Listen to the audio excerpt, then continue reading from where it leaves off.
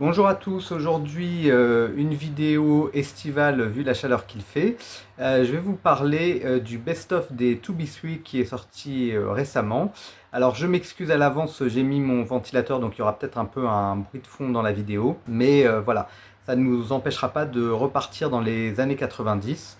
Donc voilà, je vais vous présenter ce best-of en vinyle et vous dire ce que j'en pense. C'est parti, générique.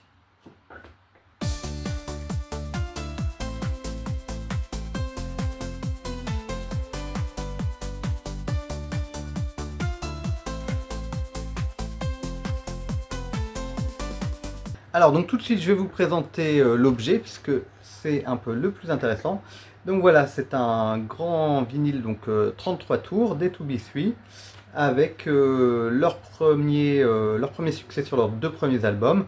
Alors ils étaient dans la même maison de disques sur leurs deux premiers albums, après ils ont changé de maison de disques, donc on n'a pas les titres de leur troisième album, mais on a globalement les grands moments de leur carrière, donc sur le milieu et la fin des années 90.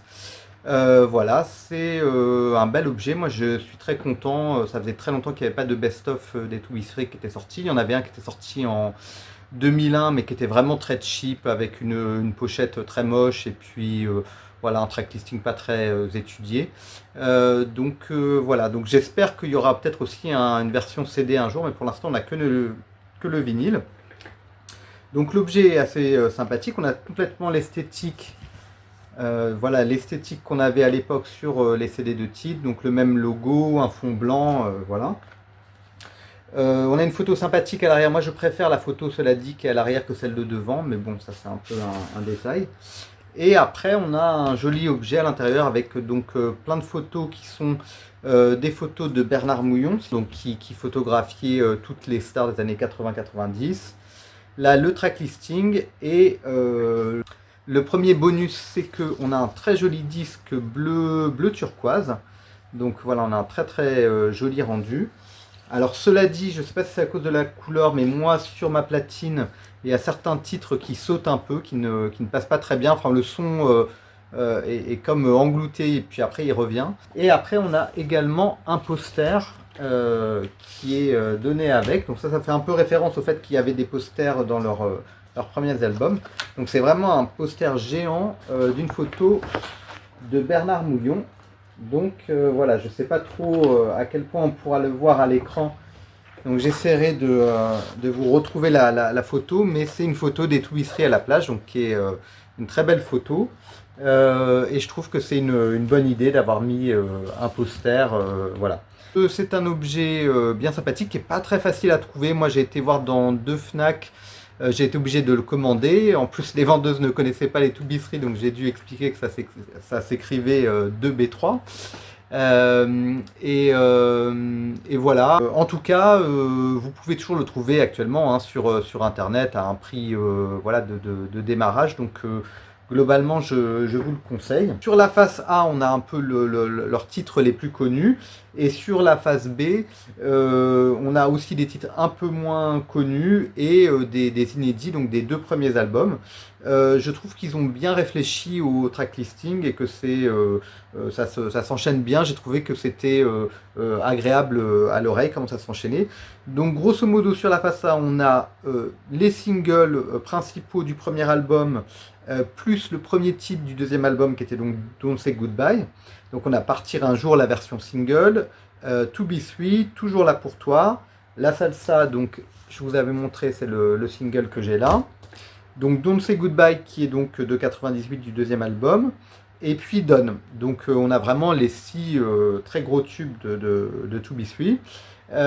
Et ensuite, en face B, on a donc leur reprise de Claude François, Magnolia Forever, qui est sympathique, que j'aime bien. On a en bonus, entre guillemets, Souviens-toi l'été dernier, qui est une chanson que j'aime beaucoup, qui est très efficace. Donc j'en avais parlé déjà, j'ai fait une vidéo sur leur premier album, donc je trouve que c'est une bonne chanson. Ensuite, on a Regarde-moi, qui était donc le deuxième single du deuxième album. C'est pas ma chanson préférée, mais c'est normal de l'avoir mis sur le best-of. Ensuite, on a Naviguer sans phare, qui est aussi une chanson que j'aime beaucoup du premier album, qui est une chanson très efficace. Ensuite, on a Les Filles, qui est une chanson de Didier Barbelivien sur leur deuxième album, et qui est effectivement une chanson très accrocheuse et qui est un bon choix de titre. Et pour finir, on a Des mots pour toi, que j'aime bien, et qui était sorti aussi en single dans les années 90, donc extrait du premier album, et qui est d'une chanson un petit peu plus, entre guillemets, une balade. Voilà, je trouve que c'est bien géré. Après réflexion, le seul titre qui manque, c'est L'été bouge, qui était sorti extrait de leur album live. Et sans mettre la version live, ils auraient pu mettre la version single. Mais voilà, on a quand même 12 titres, et donc on a quand même complètement l'atmosphère des To Be Three et l'atmosphère donc de l'Eurodance, les boys bands de la fin des années 90. D'ailleurs, soit dit en passant, j'ai retrouvé sur YouTube le Dance Machine Special Boys qui avait été fait en 97, je crois, où les To Be Three faisaient l'ouverture. Donc on est vraiment dans cette ambiance-là. Après, leur troisième album était bien. Il y avait 2 singles qui étaient sortis, qui étaient sympas, qui étaient plus orientés à R&B.